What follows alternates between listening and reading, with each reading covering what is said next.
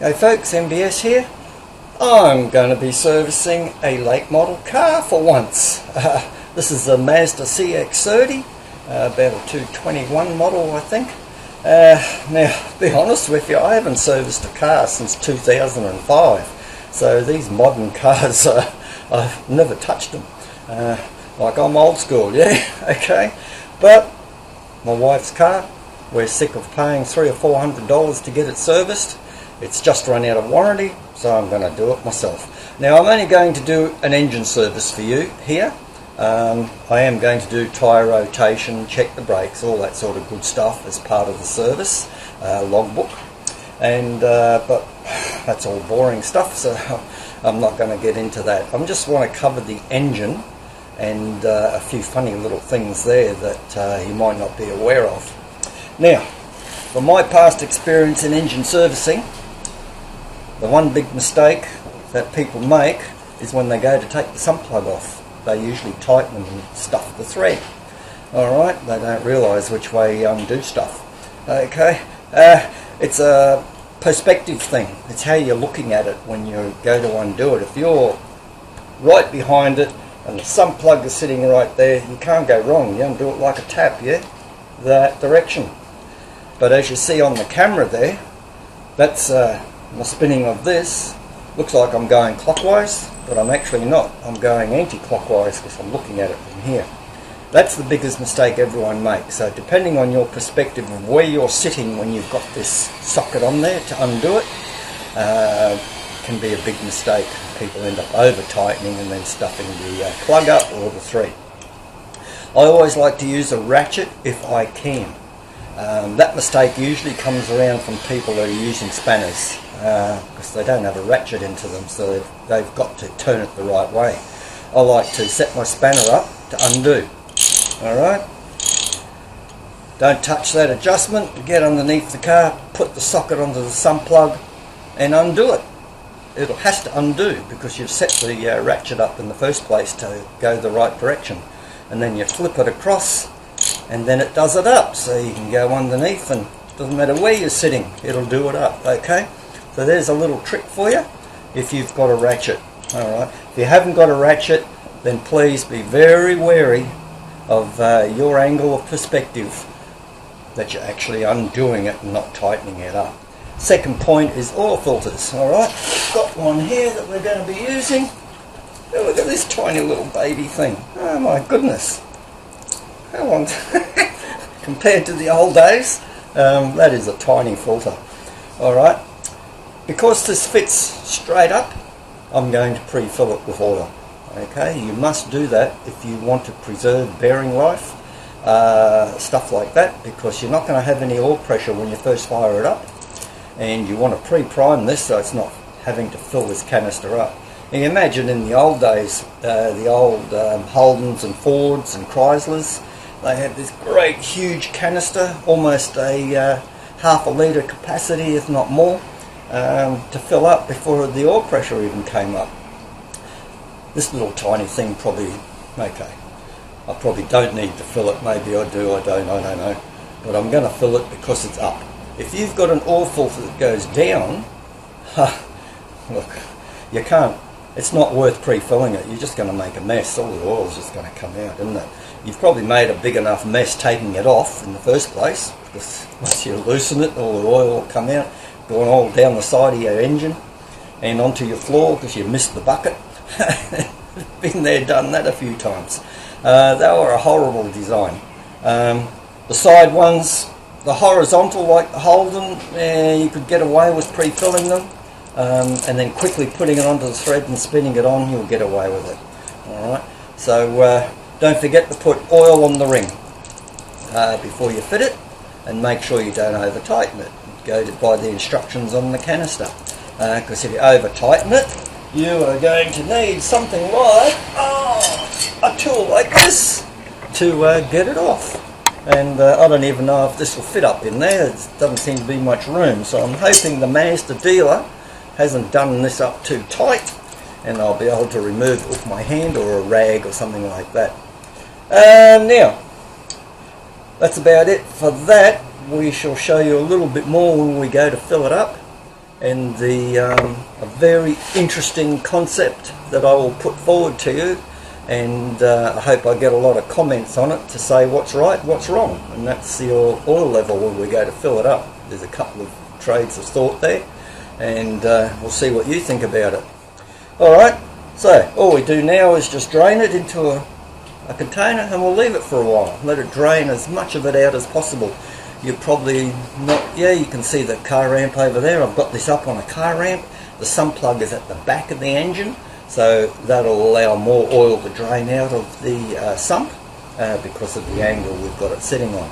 If you've got a side slung plug and it's right up the front of the engine, having it up like this probably isn't a great idea, because you'll probably have around about a couple of 100 mil of oil still left sitting in the sump, and it'll be away from the plug. So you have to be wary of how you angle the car when you service. A lot of dealerships now just put them on a hoist. Yeah, they just stay level. They go up on a hoist. Let me drain this thing and we'll come back to it. Now inevitably you will get oil on your hand, yeah, to take this sump plug out. If the engine is really hot, I mean this plug is really hot to touch with your hands, don't try and hang on to it when you undo it and get all that hot oil all over your hand. I only got a little bit over my hand, so even if this was really hot it probably wouldn't hurt me too much. But if you get too much on your hand it will scald you, and trying to hang on to a hot plug is quite hard too. What I usually do there is, when I've undone it and I'm sure it's going to fly out when I let go of it, I just pull my hand away, let the plug come out and fall into the bucket. Okay, I'll retrieve it later when I empty that oil out into a container to dispose of it, and the plug will be at the bottom and I'll just retrieve it and clean it up. You should replace that washer also on the bottom. This is an alloy washer. I've got a nice little fibre washer just purpose built for this, out of my sump plug washer kit. Alright. Okay, we've got the oil filter off. Next valuable tip, make sure the O-ring came off with the filter. Okay, if that is empty of an O-ring, I can't pull it out with my fingers, you'll end up with double sealing. Okay, you've got the new O-ring and the new oil filter. You'll go and screw that on and it'll just sit on top of the other O-ring and it'll blow out when you start the engine, or if it doesn't blow out then, it'll blow out later. Now, when you undo the oil filter, it gets really bad. My whole hand was covered in oil. Alright, so be prepared for that. Or use a pair of gloves, something that'll protect your hands a bit better than using bare hands. Now I'm going to pre-fill this, clean the engine block with the ring seals, put some oil film on the filter and screw it up. And I think it's 3/4 of a turn or 2/3 of a turn from when the gasket touches the engine block. Now they say the most common form of contamination is dirt ingress into the engine, and generally caused by a dirty intake where the oil filler cap is, lack of care of ensuring that your funnel is nice and clean. So yeah, make sure that you've cleaned everywhere around the tappet cover or where this oil filler plug screws into, and make sure it's nice and clean and there's no chance of contamination getting into that oil, because the oil filter may not pick it up and it'll just go through your engine. Alright, we've got the dipstick here, which I will remove, and we're going to pre-fill it with a little bit of oil, but not the amount to get it quite full, because I've got it on a ramp yet and it's sitting up, so my oil level isn't going to be correct. But I want enough in there to fire it up, get my oil pressure, and then drive it off the ramp and put it on level ground, and then I'll do my final check. So we'll get the funnel in there so we don't miss it, and we'll put some oil into it. Now make sure you get the right oil, eh? Don't put an under spec oil in there. Now what do we go for? I'm putting in 5W30. That's a little bit too wintry for me. I'm up in the tropics. I'd prefer a 10W30. But if you look in your service manual, it'll tell you, depending where you live and your ambient temperature, what oil you should be putting in here. If I was down in Victoria, way down the south, I would probably put 0 W30 into it, okay? But 30 is the maximum spec that they've got in the manual, no matter where you're living. All the oils, 0 W30 or 10 W30, they still are okay for the tropics by that 30 mark. But that's all I could get at the time, so 5 W30 will have to do me, and that's within the specs. It's suitable according to the manual.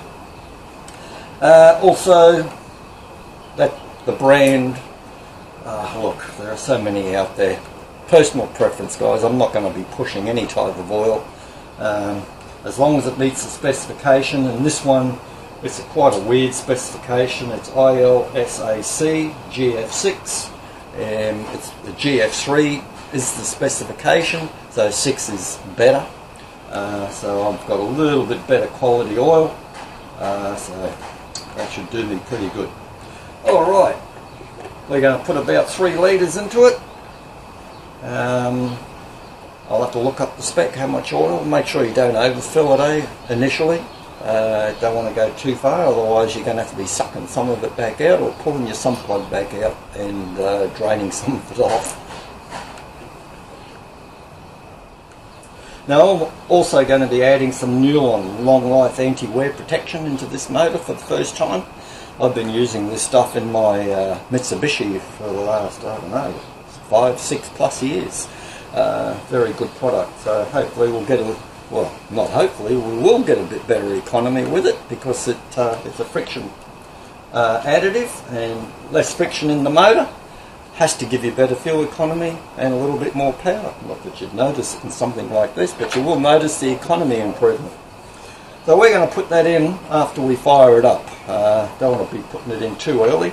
So we'll get the engine fired up with the oil that we've got in there now.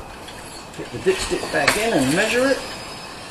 And we're not even on the dipstick yet, so we'll put a little bit more in.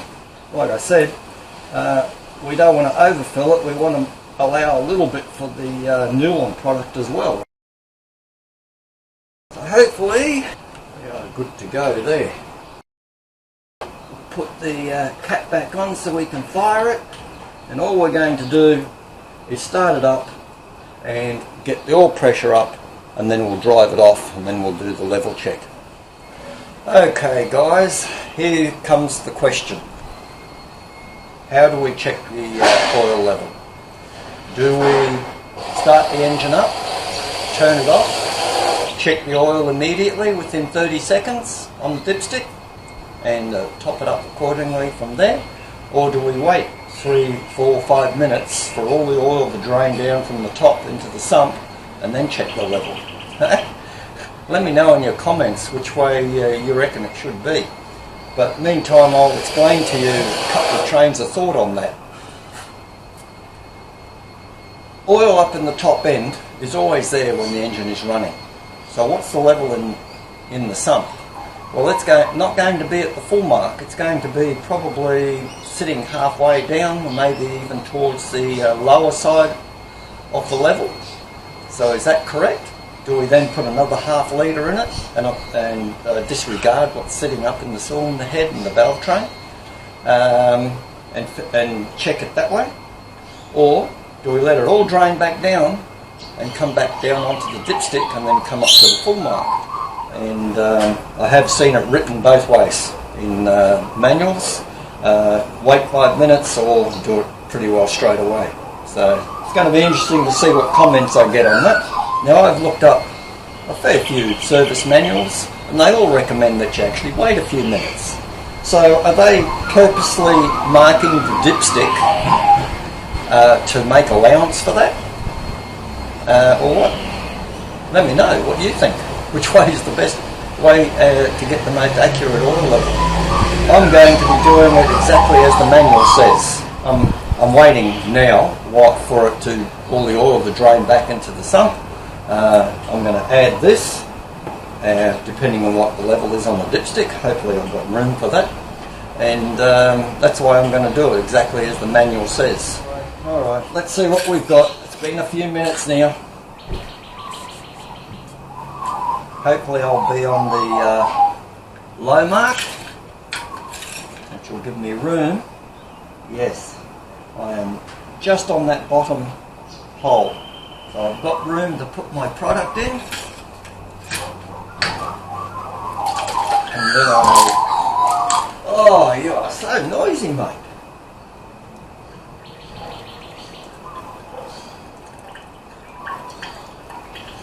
Now, knowing that adding this in is going to bring the level up a little bit, I'm quite safe to now run this engine for 15 minutes as this product says it should be, and let it circulate through the engine, and we'll do our final check of oil level after that's circulated for a bit. Alright, hopefully that's not too loud for the microphone.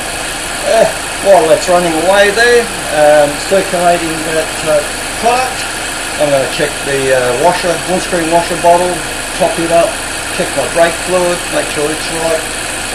It's probably actually due for a renew. It's been 2 years since the brake system has been flushed out, so my brake fluid would probably be due for replacement. Up in the tropics, I tend to like to do it every year, change the brake fluid, especially if you've got a high performance car and you're only using .4. You probably want to change that fairly often up in the humid tropics.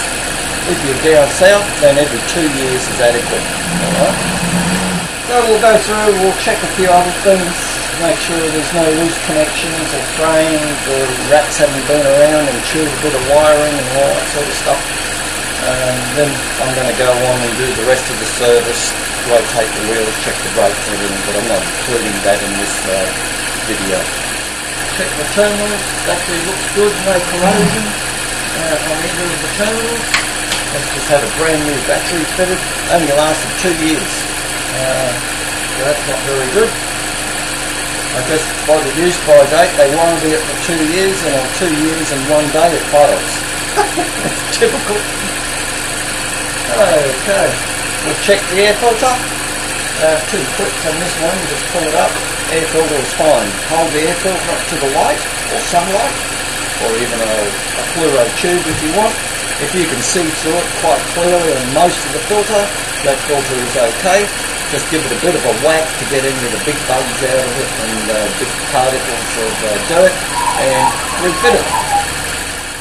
Okay, final checks. We've put the new one in there, it's circulated. We now have turned it off, it's been off for quite a few minutes. We shall clean the dipstick, get it in there, click it home, and see where we sit. We're on halfway between the 2 dots, or the 2 holes in this particular case. So I would put in another half a litre and be confident that is pretty close. And at the end of the day, guys, if your service manual says it takes 4.5 litres dry, make sure you've used about 4.5 litres, okay?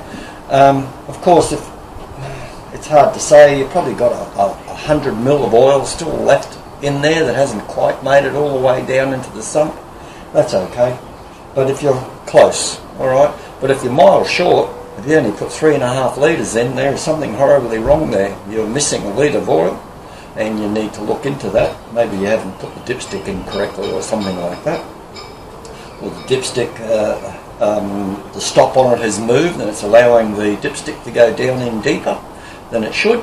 So if that's happening, you need to probably find a new dipstick. But this is pretty close.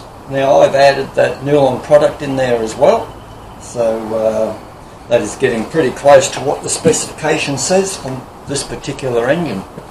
Now we'll check it once more. That is just short of the full mark, and I would be happy with that. Alright guys, this guy's a little bit noisy, this magpie. Make sure that's all nice and clean before you screw it back up. Make sure it is screwed on properly, and give your cover a bit of a clean. Make sure it's not looking messy. Make sure all your caps are on, and your basic engine service is done. Okay, it's not very difficult. It's just those few pointers that I've pointed out to you. Make sure that they're okay. Oh my goodness, talkative. Yeah, let us know in your comments what you think about this checking the oil level, which is correct. Well, or what have you been doing all these years? How have you been checking it? I'll be interested to know, just for my own information. Alright, as I said, there's those two trains of thought. I'll wait and see what the comments say. We'll go from there. Catch you in another video.